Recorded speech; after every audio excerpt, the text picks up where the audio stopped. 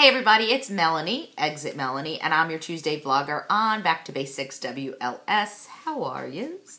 This week's question, how do you deal with the overwhelming emotions after weight loss surgery? Do you mourn certain foods? Do you mourn your old lifestyle? How do you deal with the emotional roller coaster that can occur sometimes with sudden changes? Well, you know, I'm an interesting candidate as this goes because I am in the group that I have classified as turtles, which means my weight loss has been very much slower, maybe slower than average. No, I think certainly slower than average. But, so my changes weren't as drastic. They didn't come across so quickly. You know, so maybe I had more time emotionally / mentally, whatever, to catch up with them as they occurred. But if I go back to the first part of the question, I had my surgery on 10/26/10, so we're coming up on 2 years. So if you look at the date 10/26, it was right before Halloween. And those of you who had followed me on my channel throughout that time know I had a serious food funeral the night of Halloween. I think what happens is when you wake up from surgery, at least for me, you think at that point, because you don't have the experience, it doesn't matter what you heard other people say. You yourself haven't had the personal experience, and sometimes you need to live through it to hear it and get it. But you know, I remember thinking I'm never going to be able to go out to a restaurant and eat. You know, I'm never going to be able to eat real food again. I'm not going to be able to do blah, blah, blah. And it was almost from initially it was from the point of, what am I losing? What have I given up here? Which is, as you know, not the proper way to think about this, because I don't mourn my old lifestyle. I don't miss the old, chubbier Melanie. I really don't. I think everything about this slow journey, or not, has been great and has been good and has been better.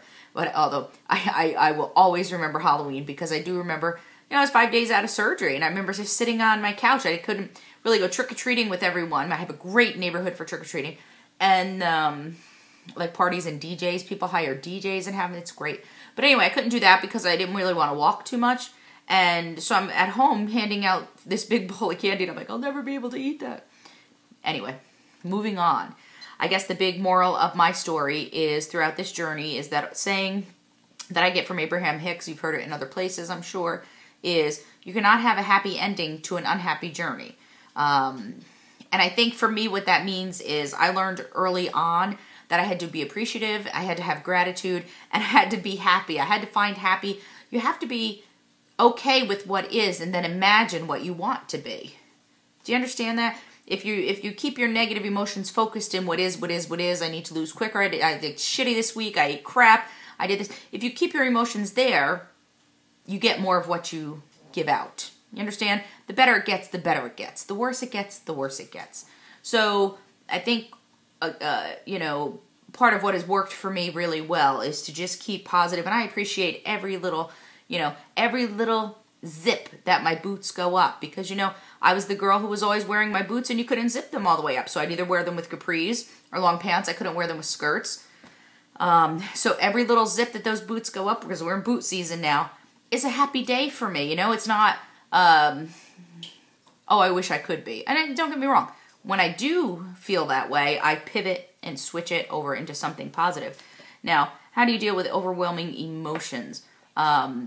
I don't know. You know, I don't know that I've had, I don't know. You know, I haven't had rice or pasta in about 2 years, except for maybe a bite. And I thought I would miss them, okay? I thought I would miss, it's unbelievable to me how I can go without pasta and rice. And they were two of my favorite, you know, a bowl of rice with butter and salt was a great meal for me pre-weight loss surgery. But those are just things that have been historically harder. You know, unfortunately, or fortunately, however you look at it, chocolate is not hard to get down, and so I haven't totally given that up. And what else? Oh, bread. Bread, like I said, you have to be committed to bread, and it has to be on a certain band day. But, yeah, how do you deal with the emotional roller coaster? You know, I just think you have to examine every inch of the way. You have to be in it to win it. You have to focus on the big picture and not get caught up on all the little, you know, I had a divot, I had a divot, I had a divot, I had a divot. If I focused on my divots, if I focused on my stall, or lack of a better word, if I focused on the progress or limited or so of in the past year, I'd be in fetal ball on my bed with my therapist on speed dial. You can't, what good is it going to do you? You have to get through this life anyway. It might as well be happy. You understand? So that's where I'm coming from. I think that's what's most important. Emotional roller coaster. And like I said, I appreciate everything. Like sometimes, figuring out that my legs cross, that's kind of a cool thing. And all the other non-scale victories that go along with it. I think we just need to remember them. But that's what I think about this topic. And looking forward to seeing what everyone else thinks. Hope you have a great week. Bye-bye. Don't know where it is though.